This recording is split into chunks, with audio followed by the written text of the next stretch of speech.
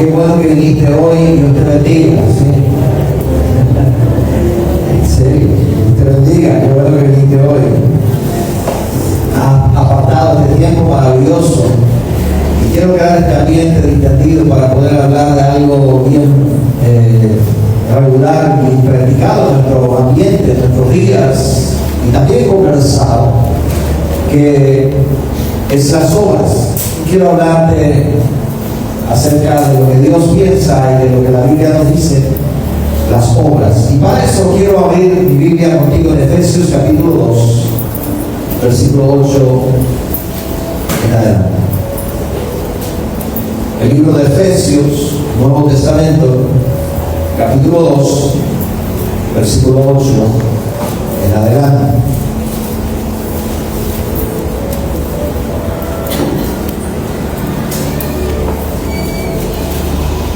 Les prometo no tardar y terminar rápido, palabra de pastor. Siempre los pastores dicen eso y se van más para allá. Que hay tantas cosas que podemos decir, así que a veces toca reducir el tiempo. Yo crecí cuando niño escuchando a mi pastor predicar una hora y cuarto en una silla de madera.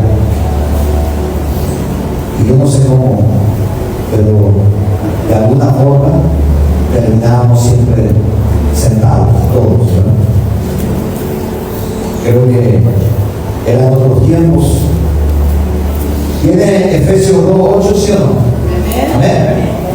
Dice así: porque por gracia sois salvos por medio de la fe, y esto no de vosotros, pues es don de Dios.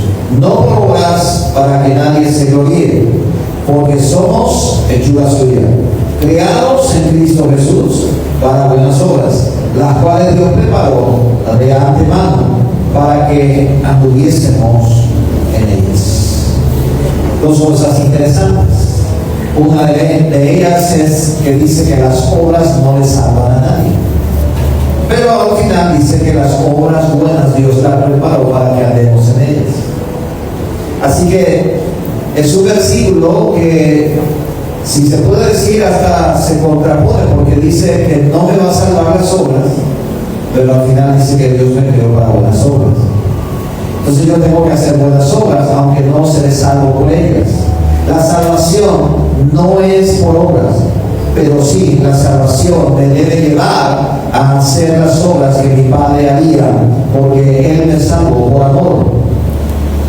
Dicho de otra manera, yo no hago obras para ser salvo, sino que hago obras buenas porque soy salvo. Así que es un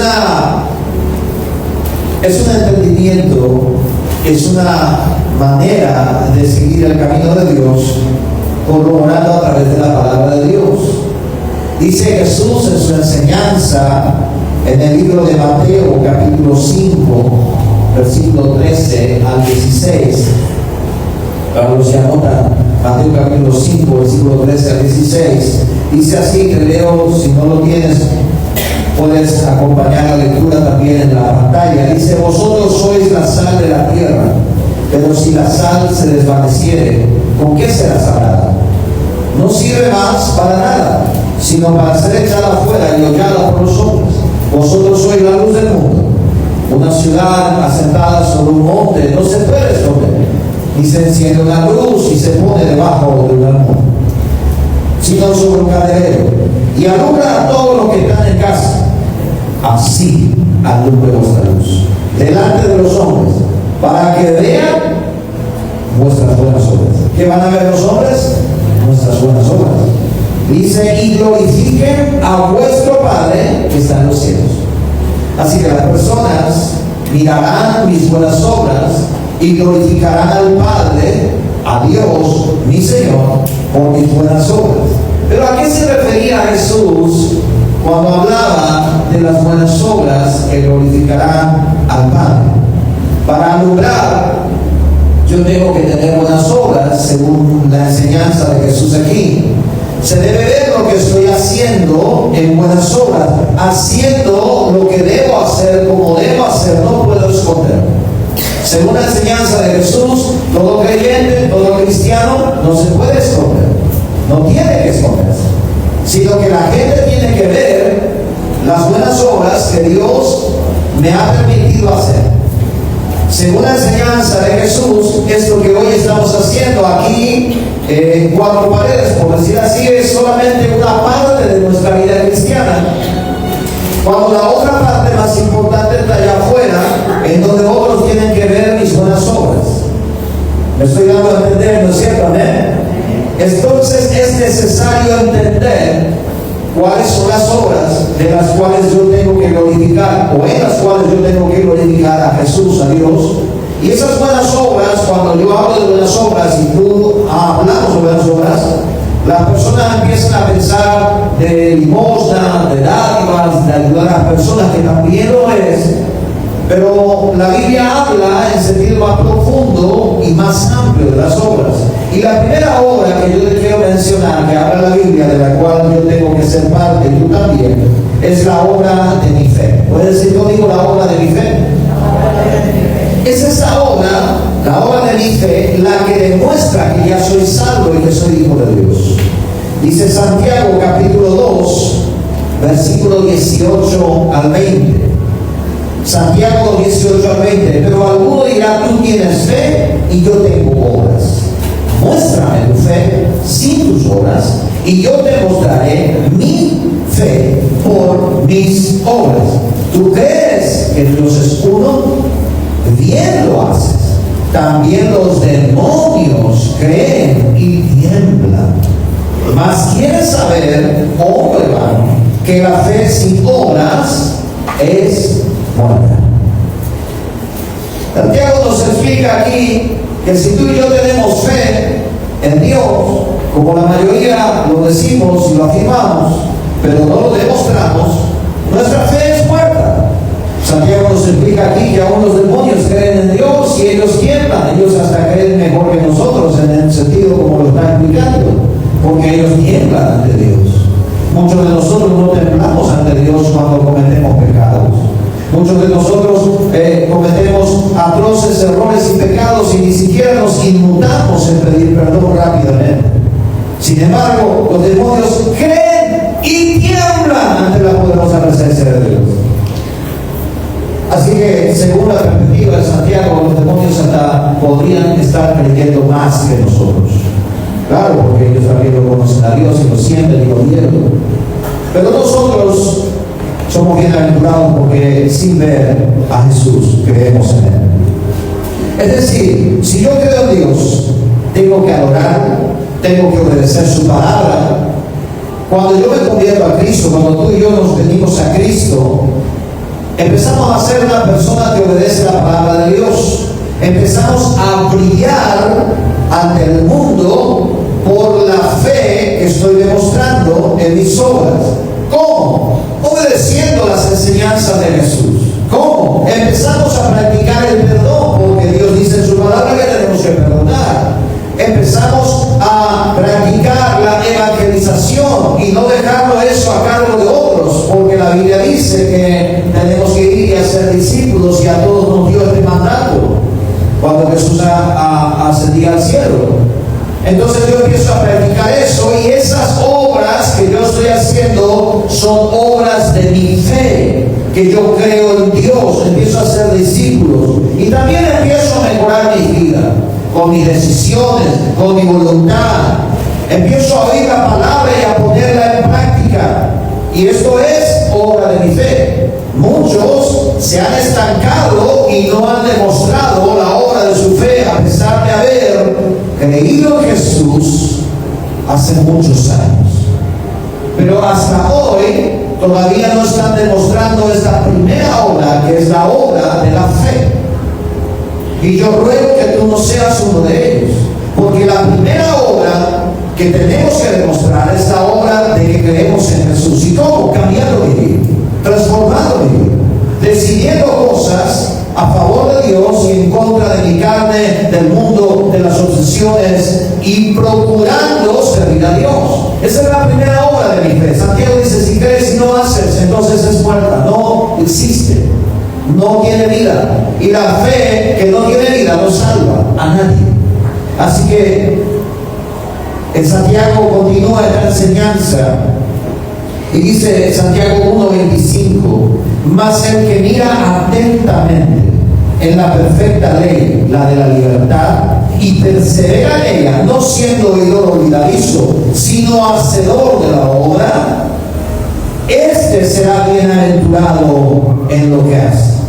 Por esta razón es importante que cada uno de nosotros, que estudiemos la palabra, que conozcamos los principios, no se quede aquí en la cabeza, sino baje al corazón y sea un principio de vida y lo practiquemos. Por eso es muy importante. Hoy estamos cerrando y hoy estamos graduando a algunos de la Escuela de Líderes 3, la que llamamos Escuela de Líderes 3. Todos ellos tienen el compromiso, y todos nosotros los que estamos estudiando tenemos el compromiso de aplicar lo que hemos aprendido, porque si no son palabras vacías y es una fe muerta. Si yo no aplico lo que conozco, pues es muerto, no sirve. Si yo no examino mi vida bajo los principios que he aprendido y no estoy practicando esos principios, pues no me sirve de nada. ¿De qué me sirve un manual que yo sé de memoria, pero no lo aplico? Es semejante a lo que muchas veces nos pasa a nosotros los varones cuando compramos un artículo de tecnología nuevo, cuando compramos algo eléctrico nuevo que viene con su manual de instrucciones. Y los varones me van a entender, tal vez algunas mujeres también cayeron en eso. Y viene la instrucción de ese manual, que sé yo, de una aspiradora, o las mujeres de una multiprocesadora. Y el manual dice, tienes que poner aquí, aquí, acá, y esto, lo otro. Y ojeamos el manual, leemos paso 1, paso 2, paso 3, paso 4, ya me sé el manual, cierro el manual y hago como yo quiero. Y me sobran tornillos, me sobran cosas, y digo, no se habrán equivocado, seguramente tornillos de reserva, goma de reserva, no sé. Pero ya lo armé como yo quería, y el manual lo leí, pero no lo hice. Así es nuestra vida. Si nuestra fe es muerta, sabemos, pero no lo hacemos. Entendemos, pero no lo practicamos, porque nuestra fe todavía no está siendo demostrada. La fe se demuestra con obras, y las obras de mi fe son el practicar en obediencia a la palabra de Dios. ¿Cuántos están en obediencia a la palabra de Dios? Amén. Aplicamos los principios a nuestra vida y vamos mejorando. La segunda obra que habla la Biblia es la obra espiritual. Las obras espirituales. En San Juan capítulo 14, versículo 12, Jesús habla de una obra mayor que la obra de la fe. Mayor a ese compromiso de obedecer la palabra y cumplir lo que tengo que hacer como hijo de Dios. Mayor a eso, una obra espiritual. Y esa obra espiritual, dice en San Juan 14, 12, de cierto os digo, que el que en mí cree, las obras que yo hago, él hará también. Y aún mayores hará, porque yo voy a amar. Esa es una palabra y un texto bíblico que lo dijo Jesús y que hasta hoy todavía es discutido y debatido. Porque no hemos llegado tal vez a hacer obras mayores que Jesús. Pero si Jesús lo dijo, tiene que ser verdad, ¿o no? ¿Sí o no? Amén. Si Jesús lo dijo, tiene que ser verdad. Es que todavía no hay la manera de hacerlo, pero si Jesús lo dijo, es porque se puede hacer. El que no lo pueda hacer todavía no quiere decir que esto sea mentira. El que esto no pueda aplicarse en mi vida significa que todavía no encontré la manera. Así que cuando hacemos las obras espirituales, cuando oramos por los enfermos, cuando servimos a las personas igual que Jesús sirvió, o en la iglesia local, o en la célula donde estemos sirviendo, estamos actuando de una manera, de una obra espiritual. Lo que cada uno practica, sirviendo a Dios en su iglesia local, ayudando en lo que sea, ministerialmente, está sirviendo a Dios. Y acabamos de ver que en este lugar pasaron a recibir sus certificados algunos alumnos que también eran maestros. Y todos estamos estudiando. Al mismo tiempo que estamos recibiendo, estamos dando, estamos sirviendo. Esa es una obra espiritual. Una obra espiritual es la que Jesús hizo aquí en la tierra. Cualquier obra que tú hagas en nombre de y para Dios se convierte en una obra espiritual. Puedes venir a limpiar las sillas, puedes venir a lavar el baño, puedes venir a limpiar el templo, como las células lo hacen. Y todo esto es una obra espiritual de siembra en el Señor. Las obras espirituales están delante de Dios y serán recompensadas. Hebreos capítulo 6, versículo 10, para los que tienen Biblia y están buscando. Hebreos capítulo 6, versículo 10. Dice la palabra de Dios: porque Dios no es injusto. Diga conmigo, Dios es justo. Dios dice, no es injusto para olvidar vuestra obra y trabajo de amor que habéis mostrado hacia su nombre, habiendo servido a los santos y sirviéndoles aún. Es decir, que cualquier cosa que tú y yo lo hagamos para servir a Dios, pues eso Dios lo está mirando. Servir a los santos y sirviendo a todos en nombre de Dios, Dios lo está mirando. El día de ayer estaban aquí sirviendo algunas personas hasta las 11 de la noche. Por aquí está Carlos, Luana y otros que estuvieron sirviendo para poder adornar todo esto. Yo estoy confiado, estoy seguro y estoy tranquilo de que Dios no olvidará cualquier obra que tú y yo hacemos por Él y para Él. Amén. Por eso es importante recordar esa obra espiritual, porque a algunos se nos pasa desapercibido. Algunos hemos decidido servir a Dios en la obra espiritual voluntariamente y hemos ingresado a este camino ministerial. Algunos, como otros hijos de líderes o hijos de pastores como son los míos, son traídos por la corriente del servicio. Y luego van caminando en el servicio, se quedan hasta tarde, vienen muy temprano, no desayunan como quieren, no almuerzan como quieren, no duermen cuando quieren, porque son atraídos por la corriente del servicio. Pero ¿saben qué? Son los más felices y son los más bendecidos. Son los más plenos. Porque el servicio Dios lo paga, no el hombre. Las personas podrán creer en nuestra palabra, lo que predicamos, lo que hacemos cuando ven nuestras obras. En San Juan 10:25 Jesús le respondió a lo que le enseñaba y dice: os lo he dicho y no creéis. Las obras que yo hago en nombre de mi Padre, ellas dan testimonio de mí. También les dice Jesús: si no hago las obras de mi Padre, no me creáis, mas si las hago, aunque no me creáis a mí, creed a las obras, para que conozcáis y creáis que el Padre está en mí y yo en el Padre. San Juan 10:27 al 38. Mis hermanos y hermanas, las obras espirituales hacen que vean la gente que Dios está con nosotros, que Dios está con nosotros. Si hay obras espirituales en tu vida y en mi vida, la gente verá que Dios está con nosotros. Pero si andamos en otras cosas, en banalidades, en carnalidades y mundanalidades, pues Dios no está con nosotros. La gente verá que Dios no está con nosotros. Y cuando nos presentemos, Señor, yo soy cristiano, yo soy hijo de Dios, me dirán seguramente sorprendidos: ¿en serio? ¿En serio eres cristiano, eres hijo de Dios? Jamás me lo hubiera imaginado. Porque las obras que tú estabas demostrando no eran precisamente espirituales, eran carnales, eran naturales, eran normales, como el mundo las hace. La tercera obra es la obra de caridad. Y esa es la obra que más pensamos cuando nos hablan de obras. También está en la Biblia, pero hay un requisito. Y tenemos que entender como cristianos que las obras de caridad son buenas. Y quiero que abras tu Biblia en Hechos 9:36. Hechos capítulo 9, versículo 36.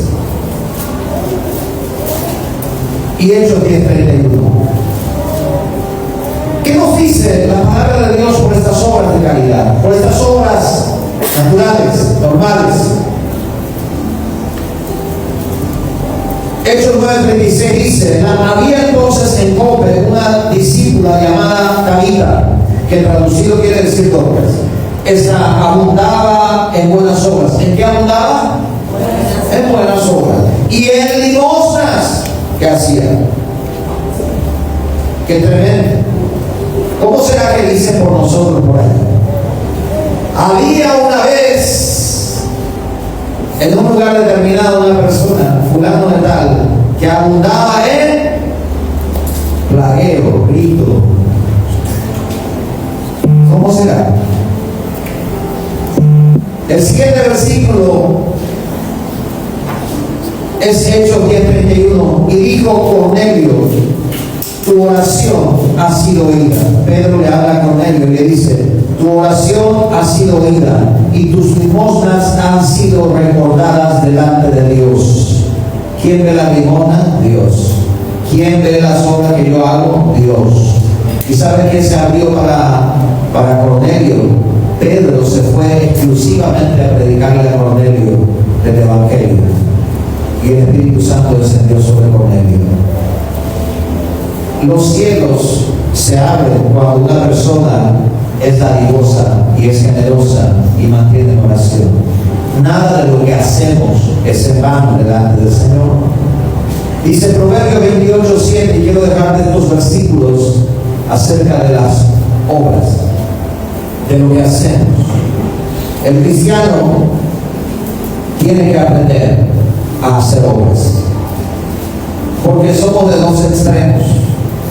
Cuando venimos a Cristo, entendemos que la salvación no es por obras. ¿Cuántos saben que la salvación no es por obras?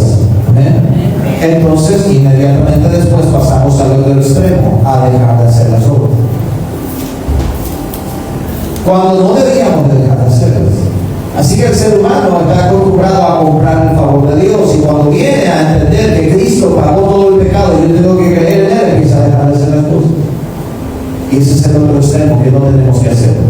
Dice Proverbios 28:27. Proverbios 28:27 dice, el que da al pobre no tendrá pobreza. ¿No quieres pobreza en tu vida? ¿Cuántos no quieren pobreza en su vida? Uy, qué poco. ¿Cuántos no quieren pobreza en su vida? Empecemos a dar al pobre. Dice la palabra de Dios en Proverbios 19:17, a Jehová presta el que da al pobre, y el bien que ha hecho se lo volverán a pagar. Imagínate, y nosotros que queremos cobrarle todo, ¿verdad? Hasta el último centavo al que le prestamos. Al revés, a Jehová presta el que da al pobre. Así que cuando alguien te pida prestado, y si es de tu consideración, si consideras que no tiene los recursos suficientes como tú lo tienes, si consideras que esa persona es más necesitada que tú, en vez de prestarle, pudieras sacarle tu plata y decirle, te lo regalo, porque a Jehová presta el que da. Es difícil, ¿verdad? Bueno, es un consejo. Las limosnas, la generosidad que muestra el Hijo de Dios, ensancha su camino. Al ser tacaño, al ser mezquino, estamos cerrando el cielo para nosotros. El Señor Jesús nos enseñó. Mateo 6:19-21 dice, no os hagáis tesoros en la tierra, donde la polilla y el orín corrompen, y donde ladrones minan y hurtan, sino haceos de tesoros en el cielo, donde ni la polilla ni el orín corrompen, y donde ladrones no minan ni hurtan. Porque donde está vuestro tesoro, allí estará vuestro corazón. Jesús dejó algo claro, siendo el Rey del universo y el dueño del oro y la plata. Lo más importante está en el cielo y no aquí en la tierra. Al ser desprendido de lo material en mi vida, al ser desprendido de los tesoros aquí, empezaré a acumular tesoros en el cielo, pues mi corazón estará pensando más en el cielo que en la tierra. Y cuando yo estoy pensando más en el cielo que en la tierra, empiezo a ser más dadivoso, más generoso, más amable, más Y cuando yo soy así, se sueltan las bendiciones en mi vida. Jesús dijo en una ocasión en Lucas 12:33: vended lo que poseéis y dad limosna. Haceos bolsas que no se envejezcan, tesoros en el cielo que no se agoten, donde el ladrón no llega ni polilla destruye. ¿Y cómo entonces Jesús lo ve a todo lo que tú y yo tenemos aquí en la tierra? ¿Cómo es que Dios mira a este tesoro que hoy tenemos, tal vez trabajo, dinero, esfuerzo, familia, casa, terrenos, propiedades? ¿Cómo es? Dios nos está mirando y está diciendo: he entregado en tus manos una casa, un auto, he entregado en tus manos una familia, un trabajo, y te estoy mirando si eres fiel y no eres mezquino. Jesús dijo en Lucas 16:11 al 13, para los que anotan: pues si en las riquezas injustas no fuisteis fieles, ¿quién os confiará lo verdadero? Y si en lo ajeno no fuisteis fieles, ¿quién os dará lo vuestro? Ningún siervo puede servir a dos señores. O aborrecerá al uno y amará al otro, o estimará al uno y menospreciará al otro. No podéis servir a Dios y a las riquezas. No puedes servir. Dios no tiene problemas con las riquezas, pero sí tiene problemas con el servicio. Si le servimos a las riquezas, si vives en este mundo solamente para acumular riquezas, entonces Dios te dice: no me puedes servir. Si vives en esta tierra solamente para tener dinero, entonces Dios dice: no me puedes servir. Puedes vivir en esta tierra, pero no puedes ser servidor de Dios. Lucas 11:41, palabras de Jesús, dice: pero dad limosna de lo que tenéis, y entonces todo será limpio. ¿De qué hablaba Jesús? Del camino de la pureza espiritual y la limpieza de estas cosas carnales que tenemos. Cuanto yo más me desprendo, más se purifica mi alma terrenal. Pero cuando más mezquino soy, más me vuelvo envidioso, avaro, codicioso. Pero cuando yo doy, empieza a purificarse mi alma. Lo tengo que hacer, tengo que esforzarme. ¿Y de qué manera? ¿De qué manera lo hacemos? Jesús lo enseñó con esto cielo. Mateo 6, 1 al 4. Puedes buscarlo, aquellos que tengan Biblia.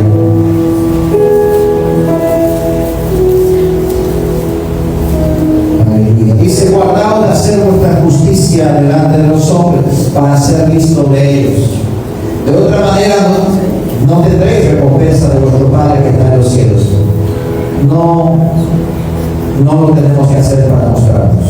Cuando pues des limosna, no hagas tocar trompeta delante de ti, como hacen los hipócritas en las sinagogas y en las calles, para ser alabados por los hombres. De cierto os digo que ya tienen su recompensa. Mas cuando tú des limosna, no sepa tu izquierda lo que hace tu derecha, para que sea tu limosna en secreto, y tu Padre que en lo secreto te recompensará en público. ¿Qué quiere decir esto? Jesús dice: si vas a dar algo, procura que no se sepa todo. Si vas a regalarle a alguien un zapato, una camisa o un traje, procura después no contarle a otros que le regalaste el traje, porque algunas veces cometemos ese error. Y viene y dice: qué lindo que le queda el traje a fulano, viste, yo le regalé eso. ¿Viste qué dadivoso que soy? Ya tienes tu recompensa, dice Jesús. No esperes tu recompensa del Padre. O lo que es peor, te regalan un zapato y dicen: qué lindo te queda el zapato que te regalé. Ay, no hay peor cosa que eso. Te están refregando en la casa, en la cara, ese regalo. O lo que es peor, si no hay foto en Instagram o en Facebook, entonces no pasó. Sí pasan muchas cosas. Y cuando alzamos fotos de la iglesia o lo que sea, son para que otras gentes que nos apoyan del otro lado del mar, España, y otras gentes que muchas veces han cerrado, sepan que estamos haciendo la obra, no para vanagloriarnos que lo estamos haciendo, sino para informar, para poder ser simplemente portadores de la luz. Pero hay un montón de cosas que hacemos sin sacar fotos. Y tú y yo tenemos que ser así. Tenemos que seguir así. Hay un montón de cosas que solamente tú y Dios lo van a saber. Y qué bueno que sea así, porque Dios te dará su recompensa. Amén. ¿Por qué? Porque la Biblia dice que si no damos, Él no nos puede dar. Segunda de Corintios 9:10 dice: el que da semilla que siembra y pan que come, proveerá y multiplicará vuestra sementera. ¿Para qué? Para que estén bendecidos y en toda buena obra y liberalidad, por lo cual produce acción de gracias para Dios. Segunda de Corintios 9:10 al 11. Quiere decir que si yo doy la semilla, el Señor me va a dar más, para que yo esté enriquecido y para que siga orando. Y esto no es una predicación donde estoy diciendo tienes que dar más ofrenda al Señor en la iglesia local. Si lo quieres hacer, lo haces. Pero yo te estoy hablando de la generosidad y de la liberalidad en nuestra vida particular. Si puedes ayudar a alguien, hazlo y no le lo saques en cara y no empieces a pedirle después. Si puedes hacer, si Dios te ha bendecido tanto, igual a lo que Dios ha hecho. ¿Por qué? Porque Él dio su Hijo único por amor para que tú y yo creyésemos en Él. Y Él dice la Biblia que nos murió por nosotros y nos perdonó, aún estando nosotros muertos en delitos y pecados. Eso quiere decir que tú y yo ni siquiera estábamos pensando en arrepentirnos y Dios ya proveyó a Jesús. No existe mayor obra que esta, de la muerte y resurrección de Jesús. Así que no hay razón para rechazar a Dios. Él nos demostró ese amor.